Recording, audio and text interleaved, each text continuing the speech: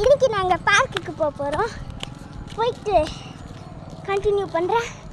அதுக்குள்ளே பண்ண வேண்டிய வேலையா பண்ணிக்கோங்க. பார்க்கு கிட்டேயே வந்துட்டோம் ஃப்ரெண்ட்ஸ். அதோ பார்க்கு, அந்த பார்க்குக்கு தான் போக போகிறோம்.